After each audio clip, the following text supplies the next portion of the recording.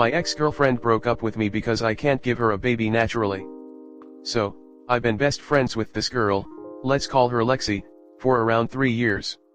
She had never been with a girl before or ever expressed interest to me in women. Anywho, Lexi and I started hanging out every single this past year. It was like clockwork. Every night after her serving shift, she would come over and either stay over or we would stay up talking super late. There was times I would walk her to her car so she could go home, but then we would end up talking for hours in her car. Lo and behold, I found myself falling in love with her. We would call each other multiple times a day, spend every moment we could with each other, text constantly, call each other good night, basically acting like a couple. I eventually realized I couldn't keep this up, so I told her I had feelings for her. I was worried of ruining our friendship, but I realized it was sort of already ruined if I couldn't be honest with her about how I felt. What's crazy is that Lexi, with tears in her eyes, had feelings for me too. We took some time after that, but we ended up dating for about 8 months. I was happy. She loved me, and I loved her. Her family loved me, my family loved her. I started saving up money for a future with her. We both dreamed of having kids in the future, and artificial insemination is not cheap. I saved up to $50,000 in a separate savings account for our future home. I had mentioned this to her in one of our conversation, and she didn't seem to be fazed. A few weeks after this, she breaks up with me because she has always wanted to conceive a child naturally and doesn't see herself with a woman because of this. She told me that she has never loved anyone the way that she loves me, but her dream is to be a mother, and because I'm a woman, I can't impregnate her. She says this all with tears in her eyes, and I'm incredibly heartbroken. I love her and I want her to be happy, but I can't help but still have a hope for us. She wants to remain best friends, and I honestly don't want to lose her. I don't know what to think or do. I love her so much, and I know she loves me. Her last statement to me was, "I'm scared that I just lost my soulmate." That broke me. Comment. Distance yourself for right now, because you can't separate romantic feelings from platonic ones right after your relationship ends with someone. She's made her choice, and you have to let her live with it. It's what she wanted. On a side note though, what is your profession that you can save 50 grand in less than a year, and how do I get one? You have to understand that in this moment there is nothing else that matters but your own feelings. No matter what she tells you, you have to think about what is going to make you comfortable and able to move on from this part of your life. She made the choice to break the relationship, now you have to pick up the pieces of your life and continue going on without her. If she truly loved you, she would understand this and not make it about her. You have to process your feelings about this, and only you will know how to do that. So she wants to remain friends while you watch her go on her merry way and meet and date men, possibly marry one, and then have a child. She gets what she wants and you get left by the side of the road. Of course, anyone has the right to break up with someone for any reason, but do you really want to remain close friends with someone who in the future is going to view you as nothing more than a phase they went through? I was in a situation just like this. I was best friends with a girl for years, and was afraid to admit my feelings for her in case of ruining the friendship. She had also never been with a girl or given any indication of being gay. But, after a while, she admitted her feelings for me. I was on top of the world. We started dating, and things were a little tricky at times because of our homophobic families, but between us everything was amazing. But, eventually she approached me and said she couldn't do this anymore, basically for the same reasons you mentioned in your post. She had a religious upbringing, and so subconsciously she felt very pressured to make the right choices for her future, marry a man, have kids, etc. etc. I was heartbroken, and couldn't understand. And here's where my advice for you comes in. Just like you, I desperately wanted her to remain in my life. She was my best friend after all. But every time I saw her was so painful. Literally ripped my heart apart again and again. Finally, I realized as much as it hurt, I needed a boundary with her in my life. I just couldn't have her in my life the same way she used to be, as hard as that was to hear. So, I'd recommend adding some distance between her and you. Eventually, you might even heal enough to be able to see her more and have her in your life more. But for now, having her in your life will probably hurt a lot more than it would help. With distance, you will be able to sort through your feelings better and focus on healing. Anyways, sending so much love. You need to take a break from seeing her and think about everything. Your feelings for her are not on the same page as being just friends. Of course you don't want her out of your life, but are you sure you can stand by and watch her date, marry, and have a family with someone else? Would that other person be okay with you being around knowing your history together? I think for the long run you don't have to cut her out of your life completely, unless it becomes too painful or it's all around not good for you mentally and emotionally, but it's gonna be a while until you're actually okay seeing her. I think it's her loss tbh. Why would she want some hypothetical guy to possibly impregnate her one day when you both can choose someone who's genetically superior by sperm donor? Maybe this can rekindle, but it seems to me the mentioning of the money saved made it a bit too real for her, and maybe she was conflicted as you are the first female relationship she's had. I would still be friends but with clear boundaries like you said. Maybe even a month of waiting before hanging out or talking again. Just tell her it's you she's talking to. Someone she's never held back sharing her feelings before too, so to just speak what's on her mind. If she can't find herself to confide in you anymore as a friend, then I don't think it will be as healthy to keep the connection going. Honey, just walk away. You can't salvage this friendship. Either it's done forever and you will be torn up as she moves on, or you will be the side piece forever. If you end things and aren't there are two options for her and you: get over the ended relationship, or she realizes that's a reason she is not actually committed to. Best case scenario is she says what she means. Worst case, she's been cheating with men and had a pregnancy scare. Would 100% be an excuse why she came up pregnant after you break up. Seen it happen too much. She's not your soulmate. You dodged a bullet. Do not sacrifice your mental health to stay friends with this selfish woman. Get a lot of space from her. She is clearly the type to keep you hooked to her emotionally if you stay in contact with her. Staying friends with her will only benefit her, as she does not want to give up your emotional support. However, this will harm you because it will keep you hooked on her. Do you really want to be her emotional support X while she starts pursuing men to impregnate her? Does she realize that even straight couples use IVF to conceive? I imagine they love their children no less than if they had been conceived naturally. What any kid needs, regardless of how they were conceived, are two parents who love each other and share the same values. You deserve someone who is all in and would see you as an equal parent, regardless of gender. I can't fathom how difficult this is for you. I'm truly sorry for the pain and betrayal you're feeling. I think there are cases where getting a counselor is beneficial, and this is one. Maybe start journaling and getting all of your thoughts out, and ask yourself if you can handle seeing her trying to find a man to date/marry/have kids with. I don't know you, so I'm trying to put myself in your shoes. Maybe start out not talking/unfriending from all social media. Then start out small with occasional communication and see how that feels. If it feels okay, keep going. If it hurts, go backwards. If she's dating, see how it feels knowing about it. Give yourself time to recover. That is really an incredulous excuse. It's more likely that she wants to try a relationship with a man now. There's nothing wrong with that, but her making you feel inadequate and still trying to be friends is not proper and considerate. And she is going to be in a world of hurt if she thinks it's going to be easy to find a good man. Breakups are incredibly hurtful, but you will heal. But if you really want to, you can try some couples counseling with her. The sessions may help identify if there are some other reasons.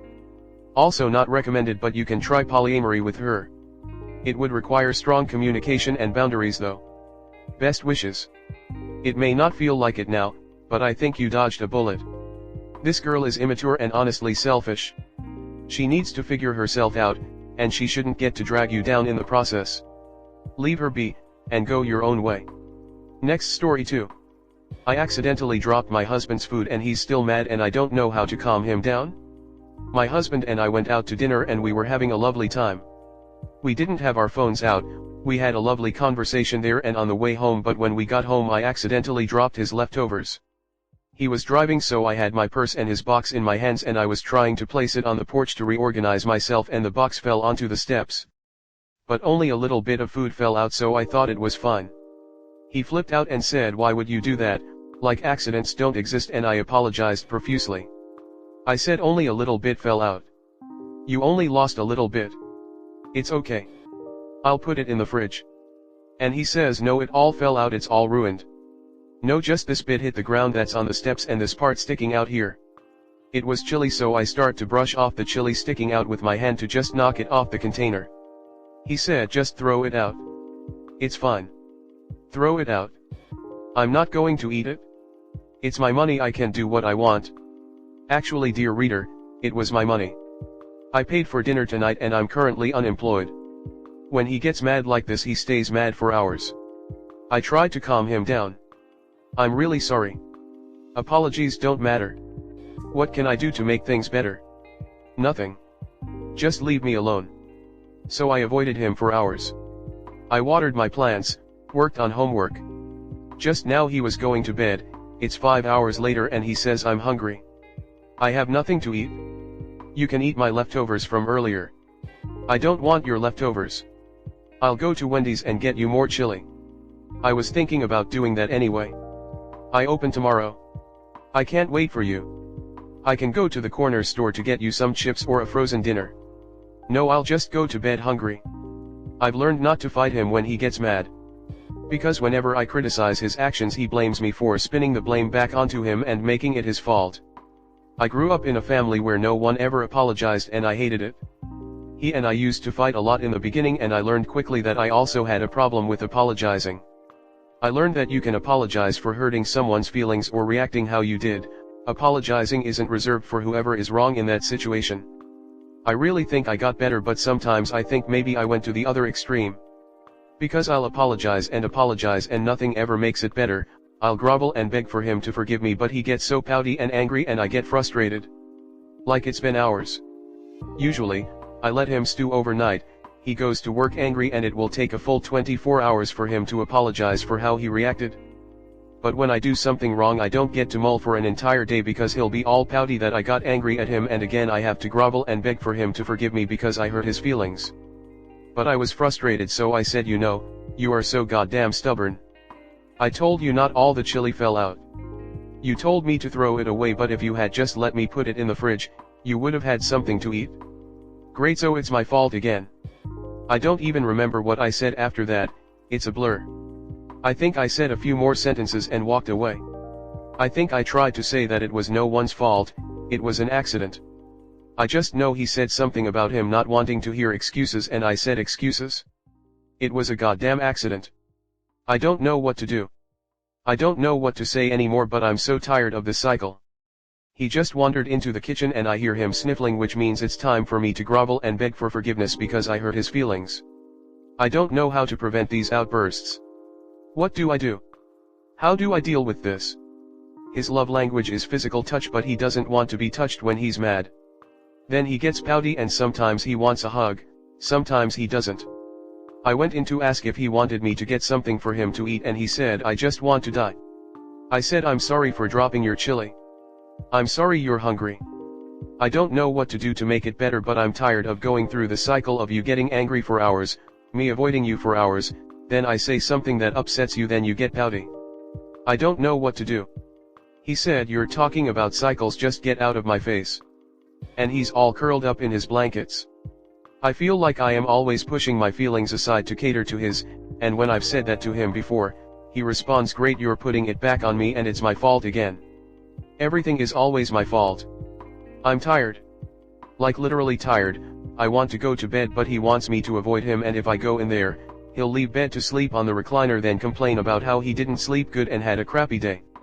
We always do the song and dance. Like a few years ago we just yell at each other and keep fighting, and it was always as we were falling asleep, so I'd be in bed trying to fall asleep and we can't sleep until we talked it through, because you're not supposed to go to bed mad, but we'd be awake until like 2 a.m. I have begged for him to go to therapy.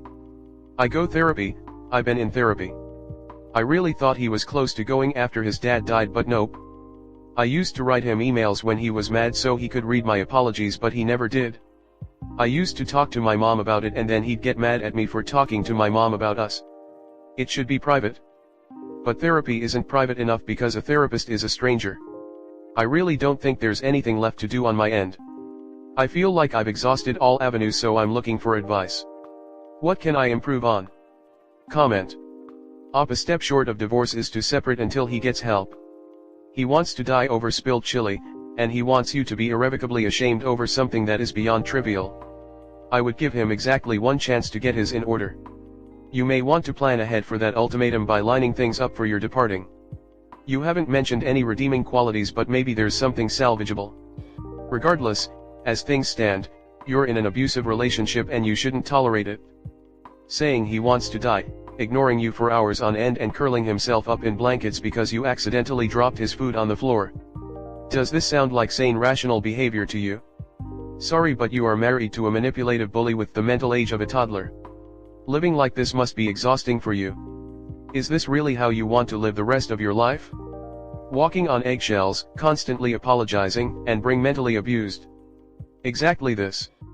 Agree with all the psychological analysis, he's controlling and abusive. But without even thinking that deeply, a grown man said I just want to die because he didn't have some leftover chili. Just imagine your sister or friend telling you that story about their so. Just say that part out loud. It is insane. It's all so textbook manipulative and controlling. Leave. This is not a life lived for you, it's a life lived in fear and for him. I partly agree with this, but I would add that his decision to go to therapy, at least at some point, needs to be his own. The main goal to start with is to get him to acknowledge the problems he is causing, and the toll his actions are taking on your relationship. He has to admit there's a problem, and that he needs to change. Unfortunately, he sounds very far away from being able to do that. I also wouldn't throw out the divorce card unless you're prepared to follow through with it. I am a divorce attorney, and have clients regularly file for divorce to try to give the other side a wake-up call. It almost never works. I'm sorry that you are in this situation. But you only have the power to control your own actions, you can't get him to go to therapy. In my experience, therapy only works with willing participants. I wish you the best. Yep, he's already partly doing this with the whole teaching her to apologize properly BS that just puts her in the at-fault position in every fight, and he's already manipulative with some classic Darvo crap. Therapy will just give him more tools to have under his belt, ready to use to his best advantage. I don't know that there is any fixing this guy, short of him having a true wake-up call about himself and going on his own and doing the hard work. But that's a him journey and not a couple's journey. The best op can do is take her own journey. Which I hope includes waking up to how manipulative and emotionally abusive her husband is, and that she deserves better. I had the same experience with my son's dad. He was very mentally and physically abusive. I would walk on eggshells and try so hard not to make him mad because he would beat me, even when I was pregnant. I remember watching him play NBA 2K on his PlayStation and praying he wouldn't lose and just feeling complete dread because he would go crazy on me if he lost. It was a terrible way to live.